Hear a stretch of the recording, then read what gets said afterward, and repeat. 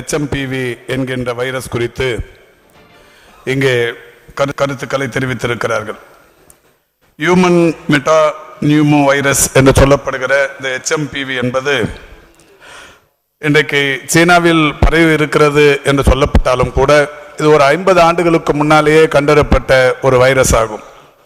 குறிப்பாக 2001ஆம் ஆண்டிலேயே இந்த வைரஸ் தொற்று என்பது கண்டறியப்பட்டிருக்கிறது. இந்த வைரஸை பொறுத்தவரை குளிர்காலம் மற்றும் இளவேனில் காலங்களில் இந்த நோய் பரவக்கூடும் என்பது ஏற்கனவே அனைவரும் அறிந்திருக்கிற ஒன்று.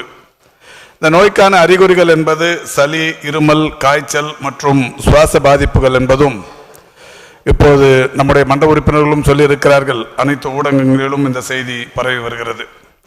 சுவாச நோய் பாதிப்புக்கு எடுத்துக்கொள்ளும் நாட்கள் என்பது 3 முதல் 6 நாட்கள் வரை இந்த பாதிப்பு என்பது இருந்து வருகிறது.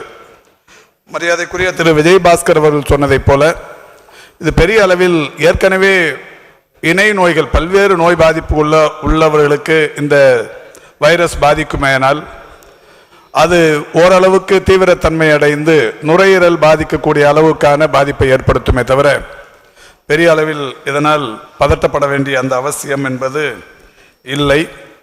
இந்தியாவை பொறுத்தவரை இன்றைக்கு கடந்த 2024லேயே 714 பேர்களுக்கு இது சம்பந்தமான பரிசோதனைகள் செய்ததில் பலருக்கு நோய் பாதிப்புகள் இருந்தது என்பது கடந்த ஆண்டே கூட கண்டறியப்பட்டிருக்கிறது. நம்முடைய தமிழ்நாட்டில் கூட சென்னையில் ஒன்றுமாக சேலத்தில் ஒன்றுமாக கூட இந்த நோய் பாதிப்புகள் கண்டறியப்பட்டு அவர்கள் கண்காணிப்பில் இருக்கிறார்கள். எல்லோரும் அந்த இருவருமே நலமுடன் இருக்கிறார்கள். சுவாச நோய் தொற்றுகள் தானாகவே குணமடையும் என்கின்ற வகையில்தான் மருத்துவ வல்லுநர்கள் இதற்கான எந்த சிறப்பு சிகிச்சைகளும் தேவையில்லை என்றும் சொல்லப்பட்டிருக்கிறது.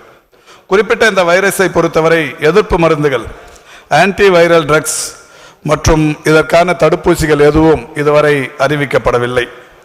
இந்தியாவை பொறுத்தவரை நம்முடைய பெருமதிப்புக்குரிய சிந்தனை செல்வன் பேசும்போது சொன்னதைப் போல இந்த வைரஸ் பாதிப்புகள் குறித்து WHO அல்லது இந்திய சுகாதாரத்துறையின் அமைச்சகமோ ஏதாவது சொல்லியிருக்கிறார்களா என்று கேட்டிருக்கிறார்கள்.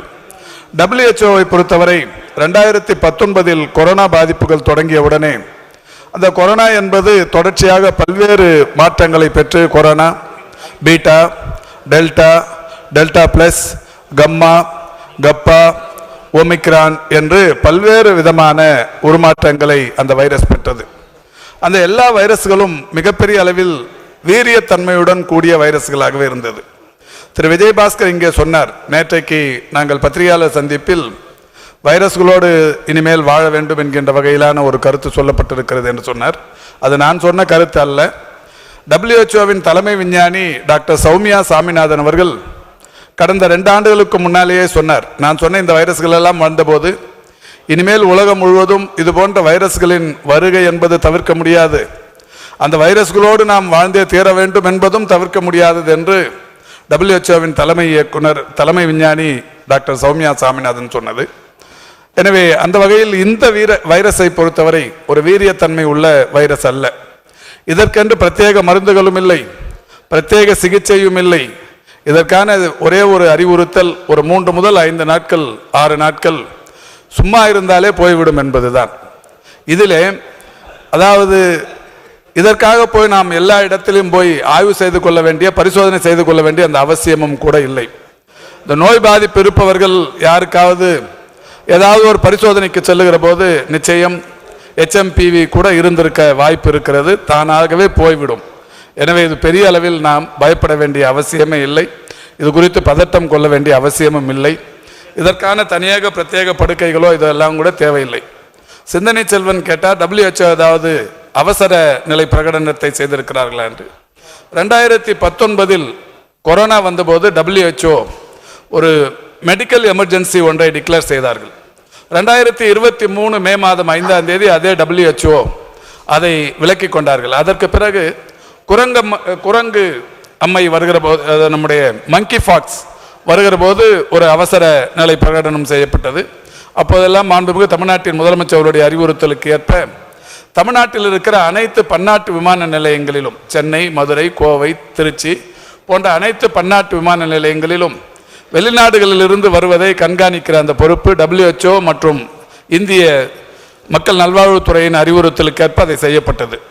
தமிழ்நாடை பொறுத்தவரை மாண்புமிகு முதல்வர் அவர்களுடைய அறிவுறுத்தலுக்கேற்ப இது மாதிரியான எந்த நெருக்கடி வந்தாலும், எந்த மருத்துவ அவசர நிலைகள் வந்தாலும் அதை உடனடியாக நம்முடைய முதல்வர் அவர்கள் அதை கண்காணிக்க அறிவுறுத்துவதும் அதை உடனடியாக போக்குவதற்குரிய நடவடிக்கைகளை எடுக்க செய்வதுமான அந்த பணிகளை தொடர்ந்து செய்து கொண்டிருக்கிறார்கள். அந்த வகையில் இது பெரிய அளவில் அச்சப்பட வேண்டிய அவசியமில்லை. WHO இதுவரை எந்த விதமான அறிவுறுத்தலையும் சொல்லவில்லை. இந்த நிலையில் நேற்றைக்கு முன்தினம் ஒன்றிய அரசாங்கத்தின் சுகாதாரத்துறையின் செயலாளர் காணொலி வாயிலாக அனைத்து மாநிலங்களையும் சேர்ந்த சுகாதாரத்துறை செயலாளர்களோடு காணொலி வாயிலாக கலந்து பேசி அவரும் இதையே சொல்லியிருக்கிறார். இது குறித்து பதட்டப்பட வேண்டாம், எந்த விதமான அறிவுறுத்தல்களையோ மக்களுக்கு விடுக்க வேண்டாம் என்றும் சொல்லியிருக்கிறார்.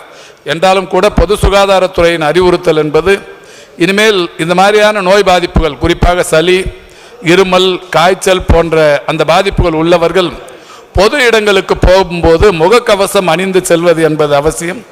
அதேபோல் கைகளை கழுவிக்கொள்வது, சானிடைஸ் செய்து கொள்வது என்பது இந்த நோய் பாதிப்புகள் இருப்பவர்கள் செய்து கொள்வது நல்லது என்று அறிவுறுத்தப்பட்டிருக்கிறது. இது போதும் என்று நான் நினைக்கிறேன். இதனால் நாம் பெரிய அளவில் பதட்டப்பட வேண்டியதில்லை. தொடர்ந்து வரும் வைரஸ்களைப் போலவே இதுவும் ஒன்றுதான், சாதாரண ஒன்றுதான். இதில் எந்த விதமான வீரியத்தன்மையும் இல்லை என்பதை தங்களின் வாயிலாக கவன ஈர்ப்பு தீர்மானம் தந்திருக்கிற மன்ற உறுப்பினர்களுக்கு தெரிவித்துக் கொள்கின்றேன்.